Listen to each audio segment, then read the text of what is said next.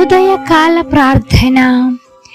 ఈరోజు దేవుడు మనకు అనుగ్రహించు దేవుని వాగ్దానము. యేసుక్రీస్తునందు మీరందరూ విశ్వాసము వలన దేవుని కుమారులై ఉన్నారు. గలతీలకు రాసిన పత్రిక 3వ అధ్యాయము 26వ వచనం. ఈ యొక్క వాక్య భాగము ద్వారా దేవుడు ఈ దినమున నీతో ప్రత్యేకముగా మాట్లాడుతూ ఉన్నాడు. నిన్ను దేవుని యొక్క బిడ్డగా ఆయన చేసుకొని ఉన్నాడు. నిన్ను ఆయన యొక్క మహిమయందు, క్రీస్తు యేసు మహిమయందు నీ విశ్వాస మూలముగా మాత్రమే దేవుని కుమారులై ఉండటానికి సాధ్యపడుతుంది. దేవుని కుమారులుగా మనం ఏ విధంగా జీవించగలము, ఎలా జీవించగలము అని మనం గ్రహించినట్లయితే సమాధాన పరచబడు వారు ధన్యులు, సమాధాన పరచువారు ధన్యులు, వారు దేవుని కుమారులు అనబడుదురు అని బైబిల్ వాక్యం చెబుతుంది. ఎప్పుడైతే నీవు నీ హృదయముతోనూ దేవునితోనూ సమాధాన పడతావో దేవుడు నిన్ను కుమారునిగా అంగీకరిస్తారు. అదే విధముగా ఆయన నీకు తండ్రిగా ఉండటానికి ఆస్కారం అనేది నీ జీవితంలో ఉంటుంది. కనుక నీవు దేవుని బిడ్డగా నీవు ఎప్పుడైతే జీవించాలని నువ్వు ఆశపడుతూ ఉన్నావో ఆ ఆశ నీలో ఫలించాలి అంటే మొట్టమొదట నీకు ఉండవలసింది ఆసక్తి ఉండాలి. ఈ లోకంలో ఉన్నటువంటి వాటి కోసం నువ్వు పరిగెత్తకూడదు. అన్నిటికంటే ముఖ్యముగా దేవుడు నీకు సహాయం చేస్తాడు, నీ మాట వింటాడు, నీకు తోడుగా ఉంటాడు అని నువ్వు నమ్మి విశ్వాసం ఉంచినట్లయితే దేవుడు నిన్ను బిడ్డగా అంగీకరించి నీవు అడుగుపెట్టే చోటల్లా నీకు ఆశీర్వాదాన్ని, ఐశ్వర్యాన్ని, అదే విధముగా ఆనందాన్ని, విజయాన్ని కలుగచేస్తాడు. ఎవరైతే యేసుక్రీస్తు ద్వారా మాత్రమే మనము పరలోక రాజ్యానికి అడుగు పెట్టగలము అని బైబిల్ వాక్యం చెబుతుంది.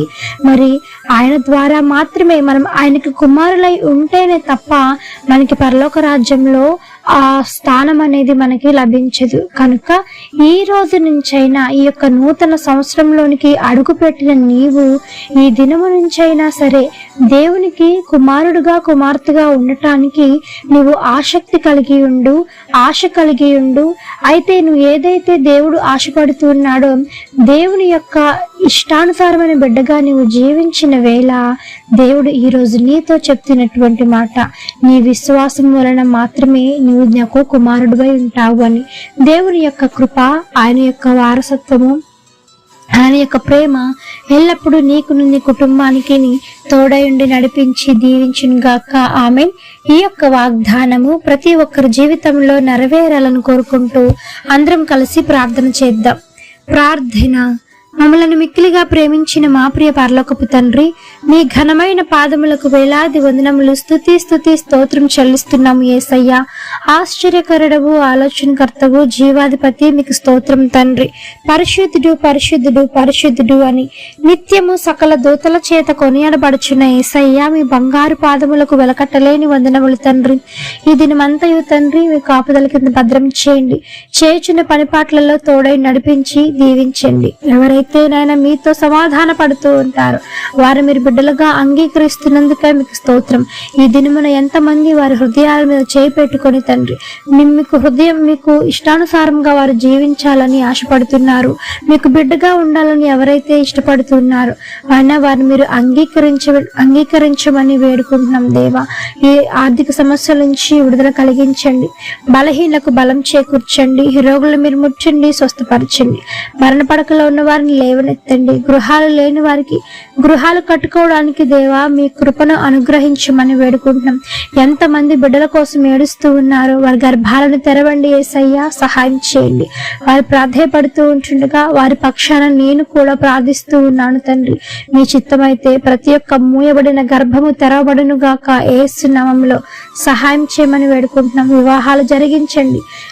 ఎంతమంది నా తండ్రి మీ దినమున పెళ్లి రోజులు, పుట్టినరోజులు జరుపుకుంటూ ఉన్నారు. వారికి మీరు ఇచ్చినటువంటి నూతన దయాకిరీటాన్ని బట్టి మీకు వందనములు దేవా. సహాయం చేయండి దేవా. మీరు తలుచుకుంటే అసాధ్యాన్ని సైతము సుసాధ్యం చేసి చూపించగలరు తండ్రి. అదే విధముగా నాయన నూతన సంవత్సరంలో అడుగుపెట్టిన ప్రతి ఒక్కరికి నాయన జరగవలసిన కార్యములు జరుగునుగాక యేసు నామములో. ఆగిపోయిన పనులు మరలా పునరుద్ధరింపబడునుగాక యేసు నామములో. సహాయం చేయమని వేడుకుంటున్నాం తండ్రి. మీ కృపలో భద్రం చేసి వాడుకోమని వేడుకుంటూ నాయన యొక్క ఉదయకాల ప్రార్థనలో ఎంతమంది ఏకీభవించి ప్రార్థిస్తూ ఉన్నారు. అధికమైన రెట్టింపు మీరులు ఆశీర్వాదాలతో మీరు నింపమని వేడుకుంటూ యేసు నామమున అడిగి వేడుకొని పొంది ఉన్నాము తండ్రి. ఆమెన్. ప్రార్థించండి, విశ్వాసం ఉంచండి, మీరు తప్పకుండా అద్భుతాలను చూస్తారు. దేవుడు మిమ్మల్ని దీవించును గాక. ఆమెన్. God bless you.